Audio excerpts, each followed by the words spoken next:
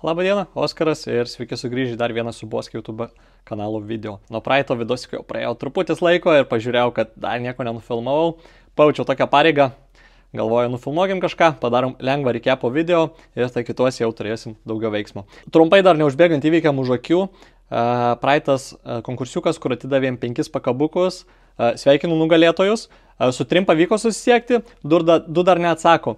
Tai jeigu jūsų YouTube nickname'as edva.vn arba justas su 2 nuliais, tai pasižiūrėkit savo emailus, turbūt gauti elektroninį laišką, jei negavote, įsijungę notificationus, pažiūrėkit praeito video komentarus ir įsiaiškinsit, kaip susisiekti su manim, susisieksim, pastvirtinsim tapatybę ir gausit savo laimėtus prizus. Ir ką žinau, nepametam to traukinio, visai patinka kažką atiduoti, kažkokią tai dalimi gražinti prie to, kad galų gale prisidedat prie viso to, ką darau. Tai prieš vasarą turim kepuriukus, padovanojam 3 vienetus, ką reikia daryti, tai tiesiog palikit komentarą po šitų video, tiesiog tęsim tradiciją ir 3 laimingus išrinksim po 3 dienų nuo šito video įkelimo, vakare kokią 8 vakaro išrinksim, susisieksim ir laimėsit savo kepuriukus. O kas nelaimėsit, galite apsilankyti suboski.com svetainėje, įsigyti savo ir tuo pačiu gausit su kiekvienu užsakymu, vis dar siunčiam pakabukus. Sakiau dar pakabukų, šiaip patiko ta idėja, tai manau, kad tęsim šitą trendą ir tiesiog dovanosim pakabukus, kad turėtumėt kažkokios tai atributikos, už tai, kad palaikot. Ir varom pasižiūrėti, kas vyksta su mašinu. Nutiko toks niuansas. Turėjom pirmą treniruotę su F-u, kažkur įdėsim biškį kadriukų.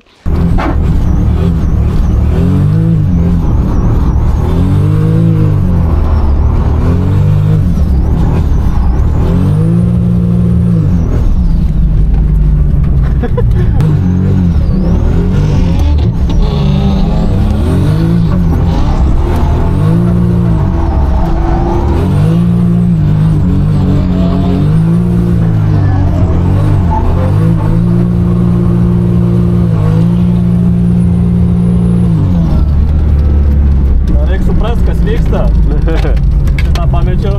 Op, paimsim. Aha, tarkim. Pastavė, ne pas mane. Jo!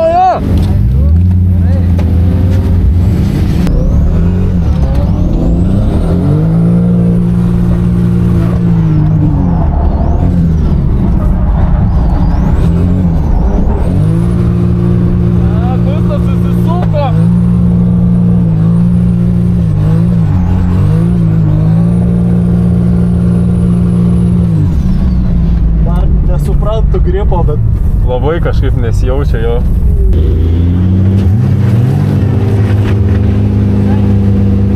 Labą dieną. O kur iš čia vairuoja? Aš vairuoju. A, tu vairuoji dabar. Driftinulse. Slidu dabar atsargiai. Ta, blėt, paranka, kai suksiu, tai laikyk normaliai, blėt. Ar bagas iššokęs jau. Daužta jinai, būsta. Daužta, bizi.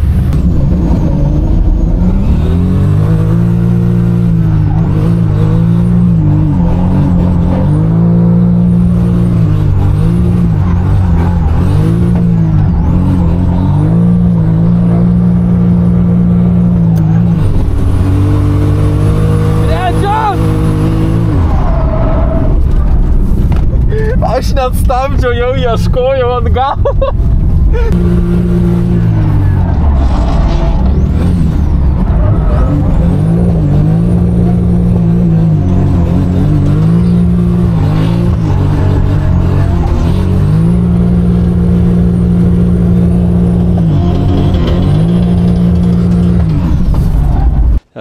Mažai pafilmavom, daug nevažiavom.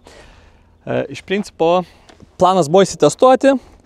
Viskas pavyko, su varikliu viskas super, ta prasme veikia fenomenaliai, bet čia nėra man staigmena, dirbam su profesionalais, kamutas, kai suprogramuoja, tai tą plytą pamiršti ir važiuoji su ją, jeigu viską teisingai esi susirinkęs ir žinai, kaip ją susirinkti taip, kad slėgį laikytų, o tą atrodo jau mokam, padarėm, važiavo ir važiuos ir tikrai viskas aфиgiena iš tos pusės, bet pavažiavom turbūt grubiai kokius, nežinau, gerą 265 komplektuką ir dar biškutį ir pabaigėm sankabą. Tai išsiunčiau tam žmogui atgal sankabą, kuris ją ir pagamino, ten subūrė komplektuką iš spels dalių, nes šį kartą darėm pigesnį setupą, nepirkom ten Extreme ar kitos brangios sankabos, kuri būtų kainavę mums tūkstančiais.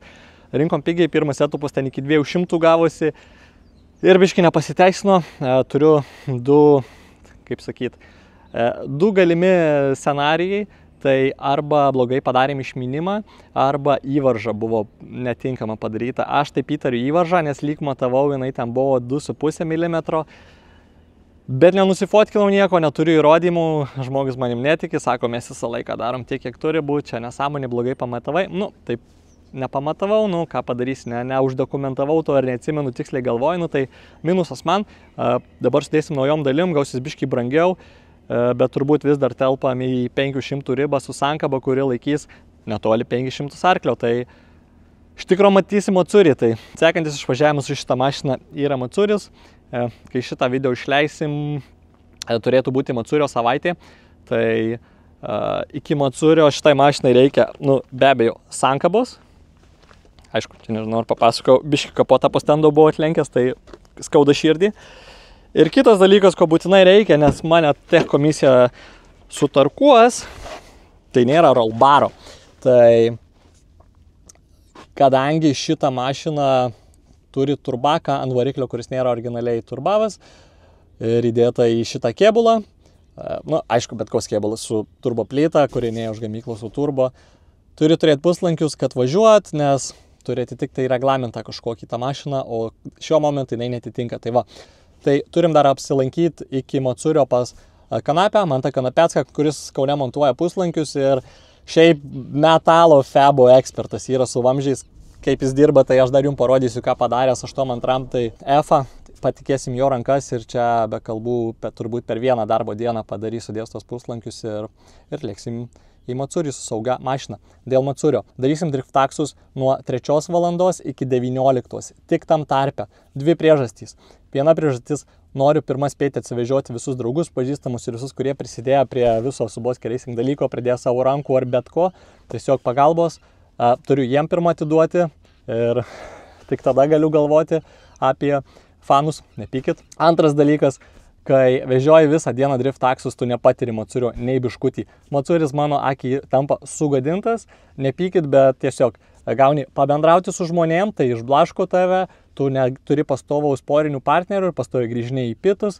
Na, tikrai, tas Matsuris netampa toks malonus, koks yra tiesiog važinėjantis. Tai iki tol bandysiu biškį pasivažinėti, pravežioti visus, kuriem esu dėkingas ir tada po to galėsiu jau ramiai nusirauti, kai būsiu visus atvežiojęs ir atsivažinėti su tą mašiną, atsiramstyti ir tiesiog atbraukyti duris kitiem Matsurio dalyviam. Tai atvykite į Matsurį balandžio 26 dieną, pamatysit bene kiečiausią driftkarą, kuris dar ir atrodo galėtų būti strytinė mašina ir šiaip. Beveik 500 arklio ir jau tas modernus naglumas, nu man šitą mašiną aš negaliu. 10 iš 10. Aišku, nusidažėm jau priekį, visas gražuolis, dar labai nesapdaužėm, turėjom kontaktą ratu. Panašu, gaila tikrai nespėsiu iki Matsurio gauti liverio dizaino šiai mašinai, mano klaida, per vėlai užsakiau, tai tiesiog eilės dizainus darant ir galimai jau šitą, kai mašiną lipinsim, čia gal bus bent jau Grustainio parašas, bet turbūt ir kitų dalyvių, tai žiūrėsim, kaip ta mašina atrodys po Matsurio, bet reikia labai nesubėls, nes po to lėksim kitą savaitę į Areną Cupą, tai bus įtempta ir dar to pačiu reikia spėti su pirmuku. Varom pažiūrėti, kas ten.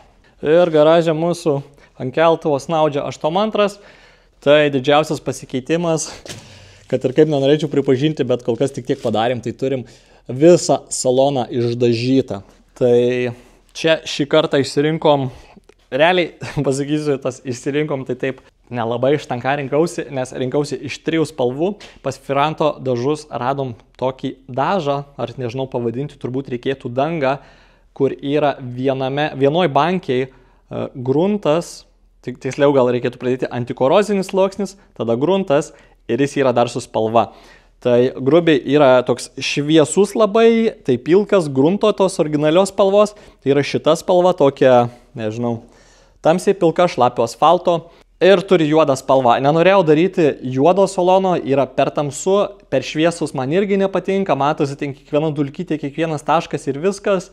Tikrai čia tie kėbulai netrukinėja, kad reikėtų ten stebėti ir ieškoti kiekvieno įtrukimo. Jau kai liuobi, tu matai tą įtrukimą. Jau dėl to galit būti ramus, ten nereikia po padėdamojo stiklų ieškoti kažko.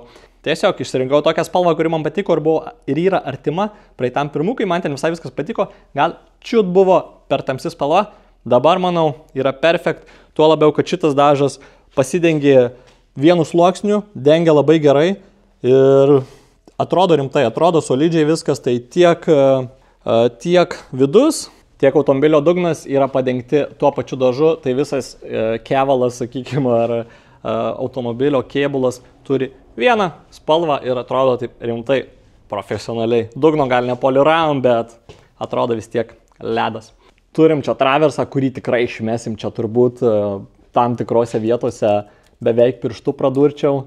Tai nupirkom sveiką šviežią traversą, šitam kėbului išveitėm, kad ir kokį tai buvo paviršiniai rūdžių židinėliai, nes iš mano patirties šitie kėbuliukai, ką turi, jie nerūdyja, jie paviršius apsineša cinamono dangas, sakykim taip, nuo kitų rūdyjančių komponentų, kas yra važiuokliai. Važiuokliai tai labai rūdyja, galinis tiltas, ten ir šakiai surūdyja, ir traversas surūdyja, tai tą permetam nauju, kėbulas ledinis, viskas. Nežinau, rodžiau iš apačios, turim tunelį aušinimo linijoms, vėlgi pasidariau tuneliuką, kanapė nuskanavo ir turėsim vamzdžius, kurie tiesiog eis iš priekio į galą. Šį kartą pasirinkau taip, nes praeitą kartą dariau viduj, gal iš principo lengviau, bet durnų problemų atsiranda. Pavyzdžiui, turi keleivio lopšį traukti į šoną, trauki tą lopšį, žiūri, kad į duris remiasi, keleivis sėdi tikrai nesaugiai arti išorės, nes šoninis impaktas gali, nežinau, keleivis gauti per šoną, negerai. Tai plus temperatūra, kam tos temperatūros viduj, kai ir taip ten kepam, ją geriau išmesti į lauką. Tai čia bus aliuminiai tiesiog vamzdžiai, atviri, bet aukščiau dugno linijos, tai jie dar nuo oro srauto bevažiuojant dar truputį prasiaušins ir kad ir vienas kitas laipsnis, bet nieko, sakykim taip, nieko nekainuoja, o efektyvumas pagerėja. Tai kodėl daryti būtent ne taip. Su kėbulu viskas. Čia turbūt iš viršaus neparodžiau dar. Turim besiformuojančią kuro sistemą. Tai jau apsigyveno stojnikas su 2 siurbliais. Į baką įdėjau našų siurblį, tai ten man atrodo 400 litrų per valandą ir čia dar 2 po 400. Ten yra overkillas, čia yra tokie, kokių reikia. Tai viską darysim iron linijom ir iš čia keliaus į priekį, kur gyvens, kas variklis gyvena priekį dažniausiai, ne? Neturim pakabos, prieš tai buvo dar stokiniai, kad tik nustumti į dažyklą ir atgal. Šiais metais antrus metus šėlės naudosiu filus. Aišku, jau čia nebe standartiniai spiruoklės, standartinis man labai nepatiko, išmetėm ir šiais metais vienas iš pagrindinių dalykų, ką noriu išsibandyti, taip laukiu pralėkti su kitokiu spiruoklių setupu, nes stokinis tai man nelipo. Bet tuo pačiu rinkausi iš BC Racingų ir filų. Filus pasirinkau dėl 2 priežasčių. 100 eurų pigiau. Gamina lietuvaitis, smagu palaikyti lietuvišką verslą, o ne kažkokį kitokį užsienietišką. Tai dėl to rinkausi filus. Aš nejaučiu, kad ten yra kažkoks kosminiai persvarai lyginant, kad ir štais pačiais BC Racingais. Man čia yra, atrodo, labai artimas dalykas ir kaip pats susitapinsi spiruoklės, nes abu nusipirkus naujus gauni gan šūdinus springreitus. Čia yra mano nuomonė, čia nėra faktas ar kažkas, tai bent aš taip manau, man netinka. Tai va, keičiam springreitus tiek priekį, tiek gale. Tikėkimės mašina elgsis taip, kaip aš noriu, nes prieš tai buvo biški isterinė ir nors ir buvo jinai kosmiškai greita, tai yra negatyvas to greitumo, yra valdomumas. Tiesiog komplikuota valdyti tokią mašiną, kuri yra kiekvienam inputui tokia minkšta ir greitai reaguojanti ir iš to ateina gripas, bet iš to ateina ir nestabilumas. Tai reikia žiauriai kieto driverio, kad tą suvaldytų, kol aš toks nesu, tai kėtinam pakabą ir viskas. Ir aišku, čia jau biški pagadinau naują tą kėbulo dangą, tai čia toks planas ir buvo. Iš principo norėjau palikti šitus abudu neišpjautus, nes tik va tai padarai kaip čia, kažkur čia sulinks labai greitai. Šitie kėbulai yra minkšti, vaikšto, braška ir, žodžiu, nesąmonių su jais darosi. Čia nėra tokie geri kaip senikiam 6 ar ten kiti kėbulai, kurie dar gaminti iš tikro metalo. Čia jau yra naujoviškas, tas minkštas ir biškį jos reikia stiprinti. Nesu fanas, čia reikėjo tai padaryti dėl wastegate'ų, downpipe'ų ir panašiai, atsiprašau, dėl wastegate'ų, kad nusileistų žemyn, būtų vieta, kitaip tiesiog fiziškai netilpo. Tai tikrai stiprinsim, dėsim rasporkę, vėlgi kanapį, vamzdžių ir Metal Fab ekspertas ims ir padarys mums tuos rasporkės ir sutvirtinsim tą kėbalą, atgal duosim jam tą stiprumą, kurį iš jo atimim. Jau pradėjau ruoštis amortikus, dėsim važiuoklę, pastatysim vėl automobilį ant ratų, dėsim ką daugiau. Suboskė racing išsukimą, patys suprantat, suboskė.com, įsigykit savo. Ir turbūt įdomesnioji dalis mūsų jėgainė šiam sezonui. Tai čia turim ne ką kitą, o 6 cilindrų turbo plytą. Manau, vis dar tai geriausias setupas ir geresnio nėra. Už savo pinigus čia yra geriausia, ką gali gauti. Tai šiai minučiai tai turim S55 variklį iš MQ, kurios ėjo nuo grubiai 2015 iki 2019 metų, tai M2, M3, M4. Šie varikliai jau darosi reti, tai galimai tai yra mano paskutinis S55 buildas dėl to, kad sunku jau nupirkti tokį vien dėl retumo. Turbūt ant Lietuvos kokį 2 pardavimai yra ir kaina, kai yra 2 žmonės, kurie parduoda tą variklį, kainos susigalvoja lempinę. Jei net čia turite S55 gerą kainą, rašykit. Tikrai visai mielai nupirkčiau, turėčiau atsarginį, aš esu atsarginių žmogus. Ir tuo pačiu šits variklis pernai metais mano buvo atsarginis variklis. Praeitam pirmukui, bet su juo viskas buvo gerai, viskas pasiteisino, nereikėjo to atsarginio, tai šiais metais tampa pagrindiniu varikliu. Teoriškai turim labai mažos ridos variklį, nes jis visas dar blizga, tai manau, tas tikrai pagrindžia ir visos detalės nuimtos nuo jonų, šviežias aliumiukas, viskas čia šviežia, tai sakė, kad čia yra apie 22 ar 20 tūkstančių mylių rida šito variklio. Tai visai tikėčiau pagal bendrą stovį, nes praeitas variklis buvo bėgęs apie 7000, tai jau ant jo matėsi, buvo jis tik apaugęs visokių, nežinau, tiesiog dulkių ir tepalo tokių produktų, nežinau net kaip tai pavadinti, tokių juodėsių. O šitas yra net viskas blizga, aliumas, ledinis. Tai varikliui reikalingi modai. Pakeitim biškį indeklus, ten reikia biškį custom dalyko dedant sankabą, nes prieš tai važiavom automatu, dabar nevažiuosim. Apie dėžutę vėliau papasakosim, kokią turim čia įdomią. Tiesiog reikia indeklus pakeisti ir crankhubą. Toliau variklis yra pilnas tokas. Praeitais metais atsukom 600 į ratus, kažką tokio, jau nebepamenu. Šiais metais tikrai atsuksim 600 į ratus. Ribojo kuro sistemą, tai tą pakeisim ir turėsim daugiau arklio. Tai yra kažkur abstrakti, tie 600 abstrakti stokinio variklio riba. Toliau reikėtų kaltienos. Nenoriu dar į kaltieną veltis, dar man biškai per anksti, tų 600 tai va bus, va, čia 600 jau buvo pakankamai, o susetapinus mašiną dar išėmus iš šios gripo, tai ten, manau, iš vis bus kosmosas. Tai, setupas paprastas. Turim twin scroll koliką, tai reiškia, kad 3 cilindrai pumpuoja vieną turbos pusę, 3 cilindrai pumpuoja kitą turbos pusę ir taip turbo pučiasi anksčiau. Ir turim ne ką kitą, turbo sistemų turbą, tai po sezono turbo sistemų sulaužymo turėjom ir nutikimų ten ant stendų ir apdaužėm sparnuotę ir tiesiog visokių niuansų pridirbom su turba. Atitarnau puikiai, visiškai nieko jai neatsitiko, po sezono jinai liko tokia kaip nauja. Tęsiam toliau, už pinigus mano akiai vis dar geriausias dalykas ir nieko net nėra arti. Tai vėl turim turbosistemus, tą pačią turbą, suksim ją iki galo ir kai suki turbą iki galo, į ką taikai, tai yra kuo daugiau galios ir kuo geresnis responsas. Tai pernai metais pūtėsi nuo 3800 apsukų, o šiais metais pažiūrėsim, nes turim vieną pakeitimą, kur teoriškai gali kažką pakeisti, bet vat įdomu, pamatysim praktiškai keičia ar ne. Nuėjo turbosistem suturbyti, bet aš jau apdaužiau čia montuodamas ir viską bandydamas, tai my fault, buvo tikrai ledinė. Matavau į variklio skyrių, dėjau ten dėžę, matavausi kaip lenda tiltelis ir panašiai, o šitoj pusėje biškai bus pasikeitimų. Turim biškį kitokį išsiurbimo koliką. Tai maždaug šitaip atrodys variklis. Čia atsiras 2 vaizgeitai. O čia yra port injectiono kolektorius. Tai praeitais metais mes naudojom originalų kolektorių. Tada čia taip užsirietė, čia sėdėjo intercooleris. Ten visa tokia įdomi sistema. Šiais metais perinam į paprastą koliką, kaip ant paprastų tiesiog plytokų būna, tiesiog padarytas iš aliumo, nes tiem varikliam nėra tokio tipo kolektoriaus. Sklendi, paprastas intercooleris priekį ir išlošim 2 dalykus. Tai vienas dalykas, paprastas intercooleris, o prieš tai buvo vandeniu aušinamas intercooleris.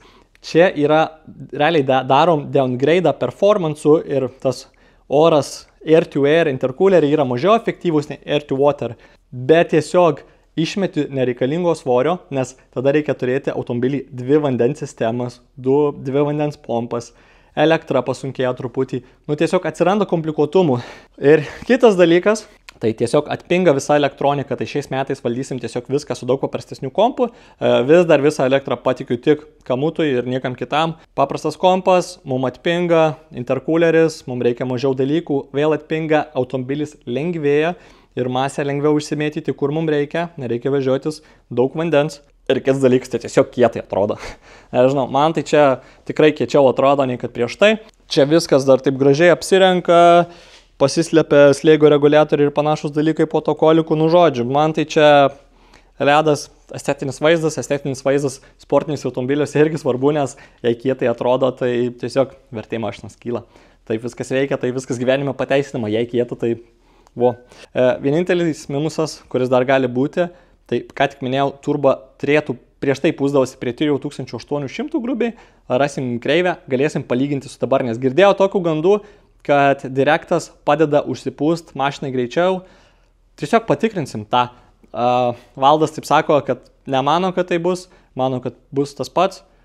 Aš nežinau, nuoširdžiai nežinau, tai pamatysim, įdomu, išsiaiškinsim, ar turi tas direktas kažkokios tai naudos, ar neturi. Būsim pabandę abudu. Aišku, su direktu buvo tokių niuansėlių, kad čia yra originalios purkštukų skylės ir jas reikia užkimšti kažkaip.